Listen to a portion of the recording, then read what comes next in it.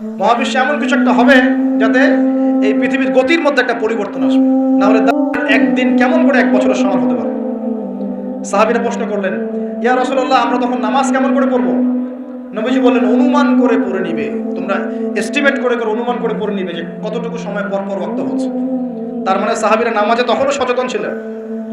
তারপর দেখেন, ওয়ায়াতাকারাবু জামান, নবী যেটাও বলছেন, দ্বিতীয় দিনটা হবে এক মাসের সমান, আর তৃতীয় দিনটা হবে 1 সপ্তাহের সমান, বাকি দিনগুলো হবে তোমাদের দিনের মতোই।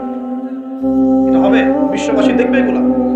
বিশ্বের সামনে ভয়ঙ্কর কিছু ঘটনা ঘটা এখনো বাকি আছে। বিশ্বটা এমন থাকবে না, এখন যা দেখছেন সব এমন থাকবে না। নবীজি বলছেন, জ্ঞান উঠে যাবে যখন, এটা উঠে যাচ্ছে দিন দিন। মানুষকে এখন শেখানো হচ্ছে মানুষ বানর থেকে সৃষ্টি হয়েছে।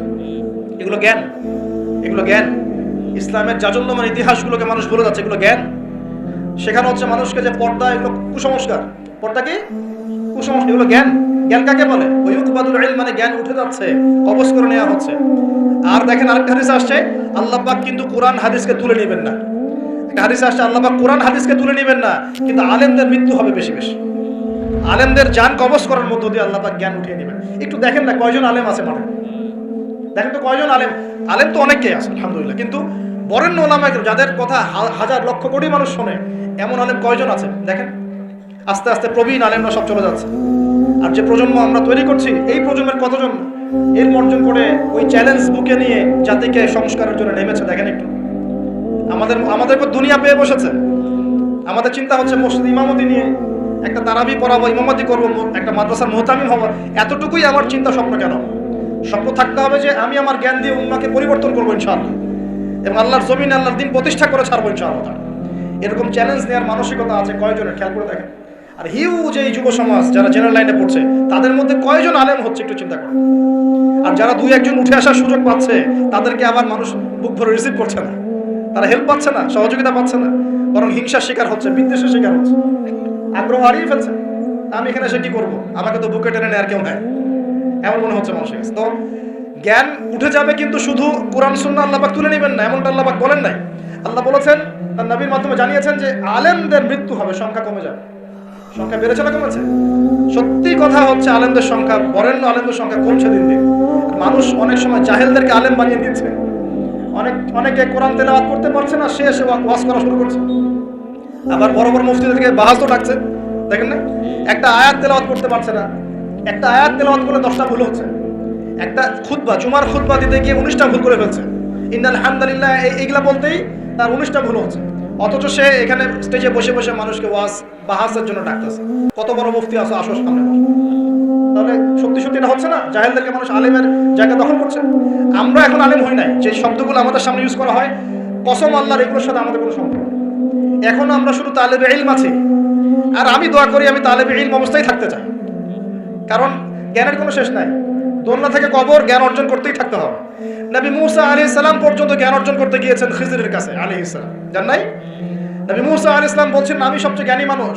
আল্লাহ পাক বলছেন না, তুমি সবচেয়ে জ্ঞানী মানুষ না, ওই যে আমার বান্দা খিজির, ও জ্ঞানী মানুষ। তখন তিনি বলছেন আমি তার সাথে দেখা করতে চাই, জ্ঞান শিখতে চাই। হাল আত্তাবিউকা আলা আন তুআল্লিমানি মিম্মা উল্লিমতা রুশদা, তিনি গিয়ে বলছেন আমাকে কি আপনার সাথে রাখবেন? আল্লাহ পাক আপনাকে যা শিখিয়েছেন তার থেকে কিছু শেখাবেন। কে বলছে? নবী মুসা আলাইহিস সালাম। তো নবী মুসা আলাইহিস সালাম তালেবে ইলম হতে পারেন, আর আমরা কি ইয়া হয়ে গেছি নাকি? তো এই আন্তর্জাতিক খ্যাতি সম্পন্ন হাবিজাবি এগুলো বয়কট করেন, দরকার নাই এগুলো কোনো দরকার নাই। এমনি আমরা তালেবে ইলমই থাকতে চাই। আর আমরা শুধু দায়ী মাত্র, আপনাদেরকে হয়তো দাওয়াত দিতে পারবো, কিন্তু ফিকহের কঠিন মাসালাগুলো, গভীরতা, এগুলো আমরা বলতে পারবো না, এগুলো মুফতি সাহেবরা বলতে পারবেন না। তো বরেণ্য ওলামায়ে কেরামদের সংখ্যা কিন্তু কমছে। আমরা দোয়া করি আল্লাহ পাক সমস্ত মাজলুম ওলামায়ে কেরামকে মুক্তি দানের ব্যবস্থা করেন, এবং আল্লাহ পাক বাংলার জমিনে আলেমদেরকে দিয়ে ভরিয়ে দিন ইনশাআল্লাহ। আর জাহেলদেরকে আল্লাহ পাক আলেমের জায়গায় আনা থেকে আমাদেরকে হেফাজত করুন বলে। আর আমাদের সবাইকে এই ট্রল পাগল হলে চলবে না, ইস্যু পাগল হলে চলবে না, সমালোচনা সংস্কৃতি রং করা যাবে। আপনি মানুষ তৈরি করেন, মানুষ তৈরি করা অনেক কঠিন, নামিয়ে দেওয়া সহজ। আমরা এই জায়গায় আসতে অনেক কষ্ট করতে হয়েছে, কিন্তু নামানো কিন্তু খুব সহজ। একটা ইস্যু দিয়ে নামাতে পারে না, একটা ইস্যু সৃষ্টি করে নামাতে পারে। এই জায়গায় আসতে কিন্তু অনেক কষ্ট করতে হয়। অতএব আল্লাহর দ্বীনের সাথে গাদ্দারি করলে আল্লাহ পাক ছাড়বেন না, কিন্তু এটা মাথায় রাখবেন। আল্লাহ পাক আমাদের সবাইকে বোঝার তৌফিক দান। নবীজি বলছেন কখন এই ভূমিকম্পগুলো আসবে, সিরিজ ভূমিকম্পগুলো কখন আসবে? যখন জ্ঞান উঠে যাবে এবং জালজালা বাড়বে, ইয়াতাকারাবু জামান, জামানা কাছাকাছি চলে আসবে। আরো বলছেন নবীজি যে তোমাদের মাল সম্পদ বৃদ্ধি পাবে, ফায়াফিদু, এবং মাল সম্পদ উপচে পড়বে তোমাদের। দিন দিন দেখছেন না যে যার স্যান্ডেল কেনার টাকা ছিল না, সে এখন উঁচু উঁচু বিল্ডিং তৈরি করতেছে, দেখেন না? এটাই তো নবী সাল্লাল্লাহু আলাইহি ওয়াসাল্লাম হাদিস জিবরিলে কি বলেছেন? ওয়ান তারাল হুফাতাল উরাতাল আলাতা রিয়া আশ-শাই ইয়াতাতাওয়ালুনা ফিল বুনিয়ান। নবীজি বলেন কিয়ামতের অন্যতম নিদর্শন হচ্ছে সমাজের নগ্ন পদের খালি গায়ের রাখাল শ্রেণীর মানুষ উঁচু উঁচু বিল্ডিং নির্মাণের প্রতিযোগিতা করবে। এমনটা হচ্ছে না? সম্পদ বাড়ছে মানুষের, এটাও একটা কিয়ামতের সাইন। নবীজি আরো বলেন ওয়াজাহরাতিল খায়নাত ওয়াল মুগান্নিয়াত, এবং বেশি বেশি বাদ্যযন্ত্র এবং নায়িকা নর্তকী এগুলোর সংখ্যা বাড়তে থাকবে। বাড়ছে না এগুলো বাড়ছে। এই সময় নবী সাল্লাল্লাহু আলাইহি ওয়াসাল্লাম বলছেন যে এই জালজালাগুলো আসতে থাকবে। এটা একটা হাদিস। একটাতে আসছে যে নবী সাল্লাল্লাহু আলাইহি ওয়াসাল্লাম বলছেন লা ইয়াশরাবান্না নাস মিন হাযিহিল উম্মাহ আল খামর। আমার উম্মতের মধ্যে কিছু মানুষ মাদকদ্রব্য পান করবে, সবাই না, কিছু মানুষ মাদকদ্রব্য পান করবে। ওয়া ইউসাম্মুনাহা বিগাইরি ইসমিহা, এবং সেই মাদকের নাম তারা পরিবর্তন করে খাবে। খাচ্ছে না মানুষ এখন? মাদককে মদ বলছে না। এই যে তোমরা টাইগার খাও কেন, স্পিড খাও কেন, এগুলোর মধ্যে অ্যালকোহল নাই? দিব্যি বাচ্চাদেরকে এগুলো খাওয়াচ্ছে অনেকে, দেখা যায়। আপনারা কি পাগল হয়ে গেছেন নাকি? এগুলোর মধ্যে এমন ক্ষতিকর উপাদান আছে যেগুলো দিয়ে মানুষের কিডনি ড্যামেজ হয়ে যায়। দিব্যি রোজার মাসে রমজান রোজা খুলেই একেবারে সিগারেট হাতে নিয়ে একদম এগুলো খাওয়া শুরু করে। এগুলোর মধ্যে মাদকদ্রব্য আছে। যে পানীয়র মধ্যে যাররা পরিমাণ মাদকদ্রব্য থাকবে সেটাও মাদক, মনে রাখবেন। স্মোক করো, স্মোকটাকে অনেকে মাদক মনে করে না, তাই না? স্মোকিংটাকে অনেকে মাদক মনে করে না, মনে করে মাকরু মনে হয়। মাকরু মানে কি? মাকরু মানে কি ভালো? মাকরু মানে কি? মাকরু মানে কি? কোরআনে সূরা বানু ইসরাঈল খুলে দেখেন, বড় বড় কিছু পাপের কথা মেনশন করে আল্লাহ পাক বলছেন এই পাপগুলো ছেড়ে দাও, এই পাপগুলো আল্লাহর কাছে মাকরু, এই পাপগুলো আল্লাহর কাছে অপছন্দের পাপ। এটা কি মাকরু মানে কি জায়েজ করে নেওয়া? সিগারেট খাওয়া বন্ধ করেন, ওয়াদা করেন আমার সাথে যে আজকে থেকে কোনদিন সিগারেটে হাত দিবেন ইনশাআল্লাহ। কোনো প্রকার এইসব টাইগার মাইগার স্পিড খাবেন, এসব ভালো জিনিস না। ভালো কিছু খান না, ভালো কিছু খান। আর অনেকে দেখা যায় যে জর্দা খাওয়া শুরু করেছে। কেন? এটা কি সুন্নত নাকি? কি দরকার আছে ভাই? এতটুকু খাইলে হয়তো নেশা হয় না, বুঝলাম। এতগুলো জর্দা একবারে খান দেখি, খাওয়া যাবে? খামরের মূলনীতি কি? যার বেশি খেলে নেশা হয় তার অল্প খাওয়া হারাম। মনে করেন এখানে যতটুকু পানি আছে, এতটুকু খেলে, এতটুকু মাদক খেলে কারো নেশা হচ্ছে না, কিন্তু এতটুকু খেলে নেশা হচ্ছে। তার মানে কি এতটুকু খাওয়া জায়েজ, এতটুকু খাওয়া হারাম, নাকি পুরোটাই হারাম? এটা বোঝার জন্য কি মুফতি হওয়ার দরকার আছে? আপনি বুঝতে পারছেন? অতএব এই যাবতীয় মাদক দ্রব্য থেকে দূরে থাকতে হবে, না হলে ভূমিকম্প আসবে। কিন্তু ভূমিকম্প আসবে। আর মাদক দ্রব্য নিয়ন্ত্রণ অধিদপ্তর দিয়ে শুধু মাদক নিয়ন্ত্রণ করা যাবে না। মানুষের ঈমান আকীদার পরিবর্তন দরকার।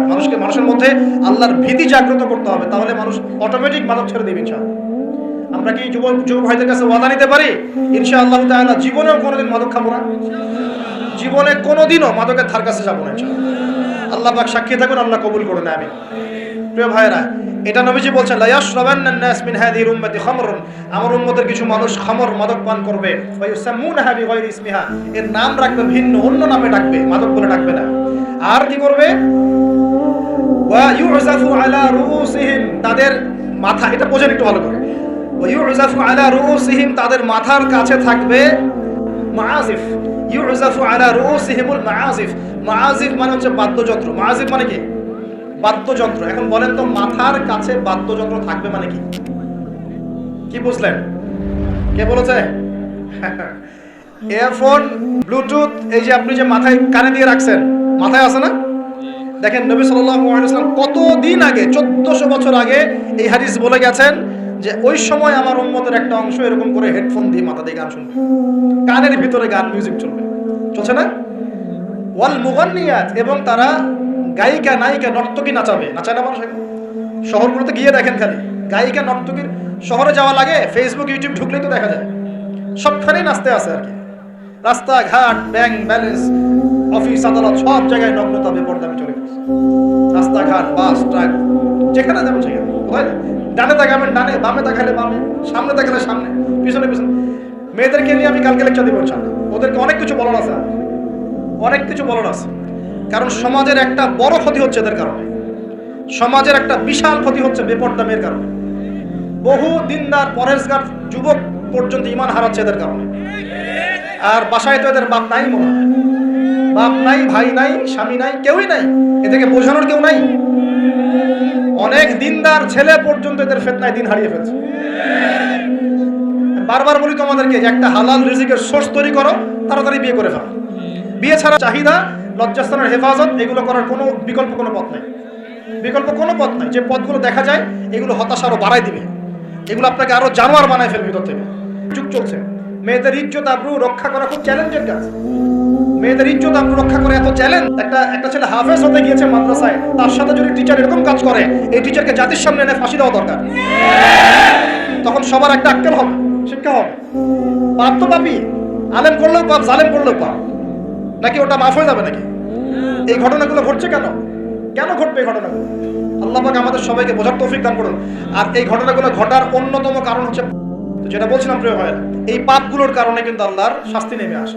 খমর এক নাম্বার ছিল শিরক, তারপর কুফর, মাপে কম দেয়া, অন্যের সম্পদ আত্মসাৎ করা, মাদকদ্রব্য সেবন করা, এই যে গান বাজনা, বাদ্যযন্ত্র, নর্তকী নাচানো, এগুলোর কারণে কোন শাস্তি আসে ভাই বলেন? আল্লাহর পক্ষ থেকে জালজালা মানে ভূমিকম্প। জালজালা মানে কি? ভূমিকম্প। আর আসবে সিরিজ, মানে বছর জুড়ে চলবে এগুলো। আরেকটা হাদিস বলে শেষ করছি। ও আচ্ছা, এর পরিণতিটা বলে নেই। নবীজি বলছেন ওয়াজআলুল্লাহু মিনহুমুল কিরাদাতা ওয়াল খানাজির, যারা এই কাজগুলো করবে, মানে মাদক খাবে, নাম চেঞ্জ করবে, যারা বাদ্যযন্ত্র নিয়ে রাত কাটাবে, যারা নর্তকী নাচাবে, আল্লাহ রাব্বুল আলামিন এদেরকে একদিন সকালবেলা বানর আর শুয়োর বানিয়ে দিবেন। আর ওয়ায়াখসিফুল্লাহু বিহিমুল আরদ, আল্লাহ পাক জমিন সহ ওদেরকে ধসিয়ে দিবেন। এই যে ভূমিধস। আরেকটা হাদিস আসছে তিরমিজির মধ্যে, 2211 নম্বর হাদিস। নবী সাল্লাল্লাহু আলাইহি ওয়াসাল্লাম বলেছেন, এটা শেষ হাদিস আজকে আমাদের লেকচারে। নবীজি বলছেন, বলেন সাল্লাল্লাহু আলাইহি ওয়াসাল্লাম, নবীজি বলছেন যে যখন তুখিযাল ফাইউদুলান, একটু ভালো করে হাদিসটা শুনবেন, একটু বড় হাদিস। এই হাদিসটা আমাদের আজকের পুরো জিনিসটার কনক্লুশন নিয়ে আসবে। কোন কোন পাপগুলো ছাড়লে পরে আমরা আল্লাহর আযাব ছাড়তে পারবো, গজব থেকে বাঁচতে পারবো, আর কোন কোন পাপে লিপ্ত থাকলে পরে আল্লাহর গজব আসবেই, কোনো মাফ নাই। শেষ হাদিস মনোযোগ দিয়ে শুনুন। নবী সাল্লাল্লাহু আলাইহি ওয়াসাল্লাম বলেছেন, ইযা তুখিযাল ফাইউদুলান, যখন দেখা যাবে যে গনিমতের মাল বা রাষ্ট্রীয় সম্পদ যেগুলো আছে, বুঝতে পারছেন, গনিমতের মাল, রাষ্ট্রীয় সম্পদ, এগুলোকে মানুষ ব্যক্তিগত সম্পদ মনে করে খাওয়া শুরু করবে। হয়েছে কি হয় নাই? কথা বলেন। এই সিচুয়েশন আসছে কি আসে নাই? একটা হাতি আসতে থাকে উপর থেকে, হাতি আস্তে আস্তে আস্তে আস্তে মাছি হয়ে যায়, হয় না? এটা হয় কি না? এটার শাস্তি সম্পর্কে আল্লাহ পাক অন্য জায়গায় বলেছেন, এবং নবী হাদিসও বলেছেন যে যা আত্মসাৎ করবে সেটা কিয়ামতের দিন তার ঘাড়ে চাপিয়ে দেওয়া হবে। কিয়ামতের মাঠে উঠে দেখবেন বহু মানুষ কাঁধের মধ্যে রিলিফের টিন নিয়ে বসে আছে, বহু মানুষ কাঁধের মধ্যে রিলিফের গম নিয়ে বসে আছে, বহু মানুষ কাঁধের মধ্যে দেখবেন যে বন্যার্তদের ত্রাণের যে কম্বল, এই যে ত্রাণের বিষয়গুলো কাঁধে নিয়ে বসে আছে, রাস্তার কন্ট্রাক্টরের টাকা পয়সা কাঁধে নিয়ে বসে আছে। বহু মানুষ এই কাজ করবে, এটা হবেই। নবীজি বলেছেন যে যা আত্মসাৎ করবে। নবীজি হাদিসে বলেছেন কেউ গরু নিয়ে থাকবে, গরু, কেউ ছাগল নিয়ে থাকবে, ছাগল।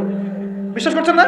হাদিসে গরু ছাগল কথাই আসছে, যে কেউ দেখা যাবে কাঁধের মধ্যে গরু নিয়ে আছে, কেউ উট নিয়ে আছে, কেউ ছাগল নিয়ে আছে। নবীজি বলছেন তোমরা পরকালের ওই দিন আসার আগেই যার যার হক তাকে দিয়ে দাও, দিয়ে বেঁচে যাও।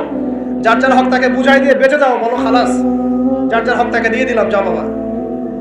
ইযা তুখিযাল ফাইউদুলান, যখন এরকম গনিমতের মালকে ব্যক্তিগত সম্পদ রূপে ব্যবহার করা হবে, ওয়াল আমানাতু, এবং আমানতকে, ওয়াল আমানাতু মাগরামান, আমানতটাকে মাগনামান মানে গনিমত মনে করা হবে, আমানতটাকে গনিমত মনে করা হবে। ওয়াল আমানাতু মাগনামান, আমানতকে গনিমত মানে আমানত রাখা হয়েছে, ও খেয়ানত করে ফেলবে, রুটি পড়ে খেয়ে ফেলবে।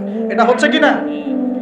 সবচেয়ে সেরা আমানত আমাদেরকে আল্লাহ দিয়েছেন ইসলাম, আমরা সেই ইসলামের সাথে খেয়ানত করছি কিনা বুঝতে পারছেন না? একজন আলেমকে আল্লাহ পাক আমানত দিয়েছেন দ্বীনের জ্ঞান, সে জ্ঞানের সাথে খেয়ানত করছে কিনা?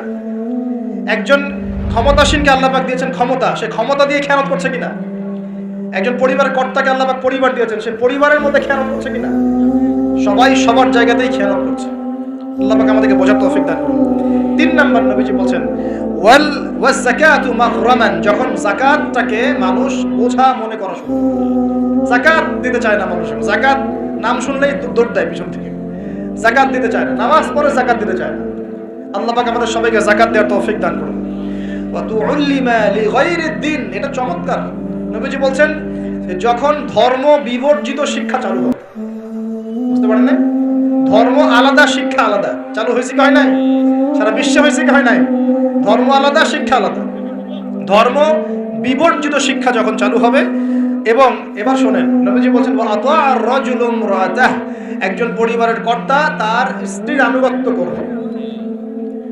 ফ্যামিলিস্ট রেভলিউশন মানে স্ত্রীর আনুগত্য করবে পুরুষ, স্ত্রীর আঁচল ধরে বসে থাকবে পুরুষ। শুধু তাই না, ওয়াক কওম্মা, এবং তার মায়ের সাথে খারাপ ব্যবহার করা শুরু করবে।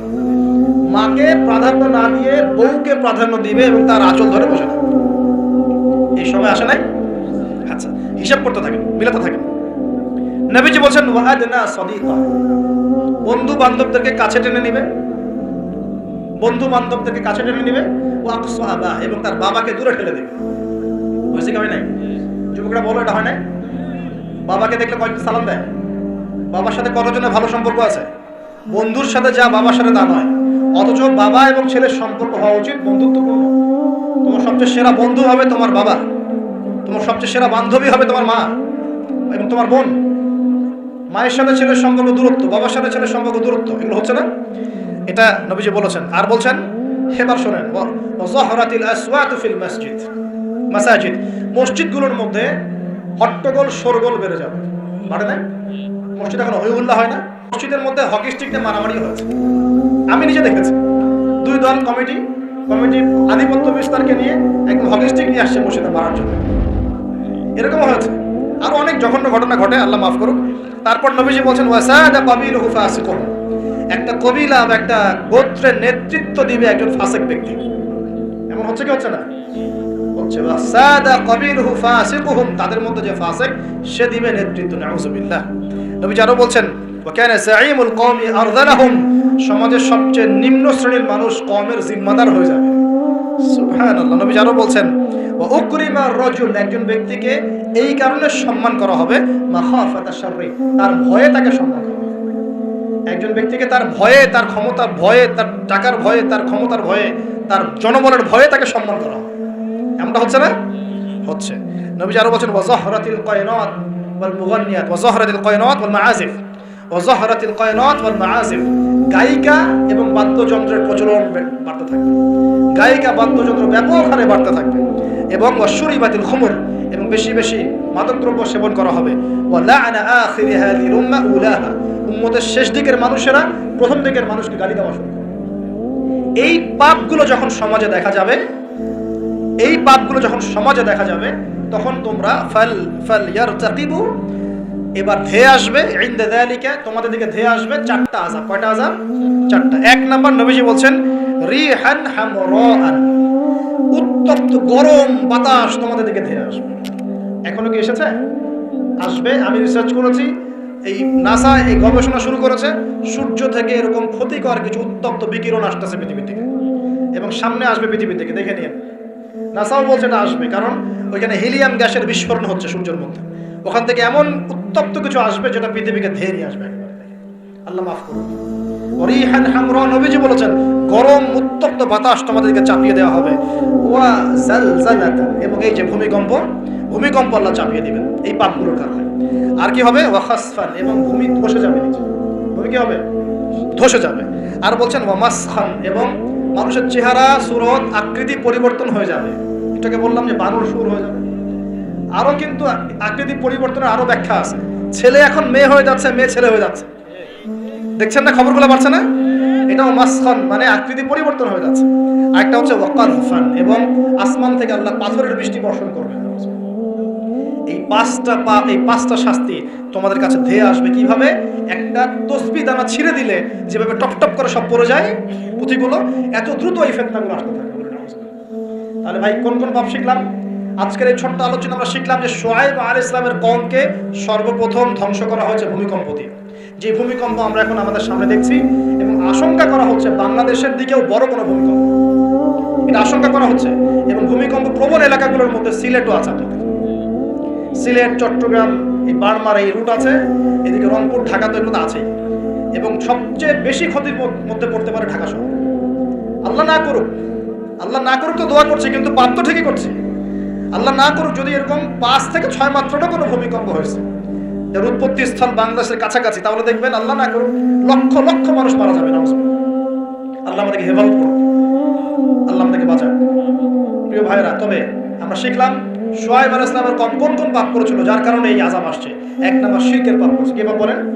আমরা আল্লাহর কাছে তওবা করছি, আল্লাহ আমরা যত রকম শিরকের পাপে ছিলাম আল্লাহ তোমার কাছে তওবা করলাম এবং আজীবন শিরক মুক্ত আমল নিয়ে চলবো ইনশাআল্লাহ।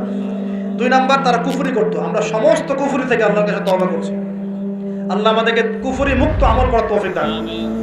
তিন নাম্বার, তারা মাপে কম দিত। আমরা যারা ব্যবসা করব বা অর্থনৈতিক জীবন চালাবো কোনোদিনও মাপে কম দেবো না ইনশাআল্লাহ। আল্লাহ আমাদেরকে হেফাজত করুন, বোঝার তৌফিক দান করুন। চার নাম্বার, তারা পাপ করেছিল অন্যের সম্পদ অন্যায়ভাবে আত্মসাৎ করতো, এই কাজটা আমরা করতে যাবো না ইনশাআল্লাহ। আল্লাহ পাক আমাদেরকে হেফাজত করুন বলি আমি। আর এই উম্মতে মুহাম্মাদি আর কি কাজ করবে যার কারণে এই পাপ আসবে? এক নাম্বার হচ্ছে তারা কি করবে? রাষ্ট্রীয় গনিমতের মালগুলোকে নিজের করে ভোগ করা শুরু করবে। আল্লাহ আমাদেরকে এই দুর্নীতি থেকে বাঁচাক বলি আমি। আর কি করবে? তারা আমানত রাখা হলে লুটপাট করে খেয়ে ফেলবে। আল্লাহ পাক আমানতের খেয়ানত করা থেকে আমাদেরকে বাঁচাক। আর কি করবে? তারা যাকাতটাকে বার্ডেন মনে করবে, যাকাত দিতে চাবে না। আল্লাহ আমাদেরকে যাকাত দেওয়ার তৌফিক দান করুন। আর কি করবে? তারা ধর্ম বিবর্জিত জ্ঞান শিক্ষা করবে। আল্লাহ পাক আমাদেরকে ধর্মীয় জ্ঞান শেখার তৌফিক দান। আর কি করবে? 5 নাম্বার, তারা এই বাড়ির পুরুষরা মেয়ে স্ত্রীদের আঁচল ধরে বসে থাকবে, মাকে কষ্ট দিবে। আল্লাহ পাক আমাদেরকে মায়ের হক আদায় করার তৌফিক দান।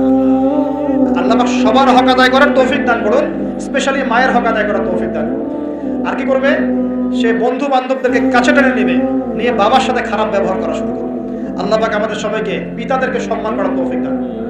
আর কি করবে সে? বলেন আমার সাথে, ভুলে গেছেন? আর কি করবে? তারপরে সমাজের যে ব্যক্তি সবচেয়ে ফাসেক সে সমাজের নেতৃত্ব দিবে। আল্লাহ পাক এরকম ফাসেকদের নেতৃত্ব থেকে আমাদেরকে বাঁচান। সমাজের সবচেয়ে নিম্ন শ্রেণীর মানুষ জিম্মাদার হয়ে যাবে সমাজের, এখান থেকে আল্লাহ পাক আমাদেরকে বাঁচান। মানুষ সম্মান করবে মানুষকে ভয় করে, আল্লাহ পাক মন থেকে সম্মান করার তৌফিক দান এবং সম্মান পাওয়ার যোগ্য হওয়ার তৌফিক দান। আর কি করবে? তারা মাদকদ্রব্য পান করা শুরু করবে। আল্লাহ পাক আমাদের সবাইকে মাদকদ্রব্য ছেড়ে দেওয়ার তৌফিক দান। আর কি করবে? তারা মেয়ে নর্তকী নাচাবে, গায়িকা নর্তকী নাচাবে। এসব গায়িকা নর্তকী থেকে আল্লাহ আমাদেরকে বাঁচান। আর কি করবে? তারা কানের উপরে বাদ্যযন্ত্র প্লে করবে, মানে বাদ্যযন্ত্র নিয়ে সময় কাটাবে। আল্লাহ পাক আমাদেরকে সমস্ত বাদ্যযন্ত্র ত্যাগ করার তৌফিক দান। এবং শেষ জামানার মানুষরা প্রথম জামানার মানুষকে অভিশাপ দিবে। আল্লাহ পাক আমাদেরকে সফে সালেহিনের মতো মানুষ হওয়ার তৌফিক দান। এবং সর্বশেষ যে বিষয়টা সেটা হলো যে মাদকদ্রব্য পান করে এর নাম রাখবে ভিন্ন। যখন এমন কাজ মানুষ করবে তখন ধেয়ে আসবে গরম বাতাসের আযাব, ভূমিকম্প, জালজালা, সিরিজ ভূমিকম্প, আরো ধেয়ে আসবে মহামারী, আরো ধেয়ে আসবে খসফন, মানে একদম ধসে যাবে জমি, কযফান, আকাশ থেকে পাথর বর্ষণ, মাসখান এবং চেহারা বিকৃতি। আল্লাহ রাব্বুল আলামিন আমাদের সবাইকে আল্লাহ পাকে নিজ অনুগ্রহে মাফ করে দেন এবং এই ধরনের পাপ থেকে বেঁচে থাকার তৌফিক দান করেন। যে পাপগুলো করলে আল্লাহর আযাব নেমে আসে, এই পাপগুলো থেকে আল্লাহ আমাদের সবাইকে হেফাজত করেন বলে আমিন। আকুলু কওলি হাযা আস্তাগফিরুল্লাহ লি ওয়া লাকুম ওয়া লিসাইরিল মুসলিমিন। বারাকাল্লাহু লানা ওয়া লাকুম বিল আয়াতিল হাকীম ইন্নাহু তাআলা জাওয়াদুন কারীম ওয়া রাউফুর রহিম।